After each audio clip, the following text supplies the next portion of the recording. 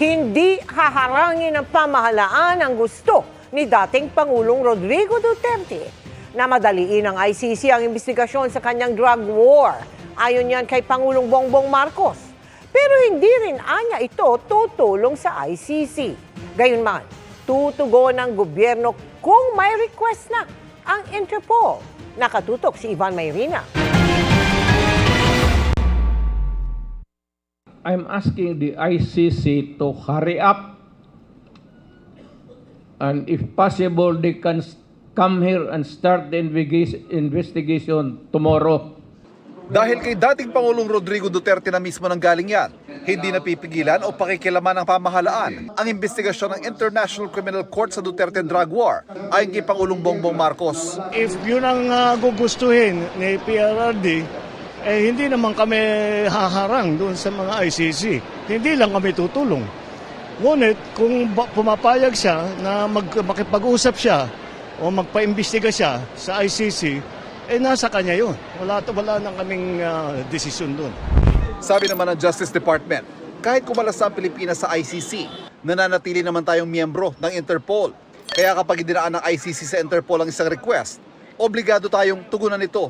Kahit kasi Pilipinas, humihiling sa Interpol na maglabas ng red notice laban sa isang tao, tulad sa kaso ni Negros Oriental Congressman Arnulfo Teves. Pero sabi ng Pangulo, ibang usapan pa rin ang mismong hakbang naman ng ICC. We have obligations to Interpol and we have to live up to those obligations. We'll see. We'll see how far it goes. We'll see what the ICC does. Dati nang kinukwestiyon ni Duterte ang jurisdiction ng ICC, bagay na inulit niya kagabi. Ang problema, walang jurisdiction. Bigyan mo muna ako ng jurisdiction before anything else. Before you move, jurisdiction muna. May jurisdiction ba sila? May jurisdiction naman ayon sa isang ICC Assistant to Counsel, pero mahalaga ang kooperasyon ng pamahalaan. May jurisdiction ng ICC at pwedeng magpatuloy yung investigation. At kulang na lang ay ang cooperation, una ng Pilipinas at essentially ng mga akusado. Pero bukod sa ICC, mismong PNP at Justice Department ang tumututok na sa pag-amin ni Duterte sa pagpatay, pagtatanim ng ebidensya at pagbibigay ng pabuya sa mga pulis para pumatay. Sa kabila kasi na ikinumpisal, wala pang linaw kung sino ang papanagutin sa extrajudicial killings kaugnay ng Duterte drug war na ikinasasama ng loob ng mga naulila ng mga biktima. Kami yung namatayan pero parang wala man lang bahid ng pagsisisi.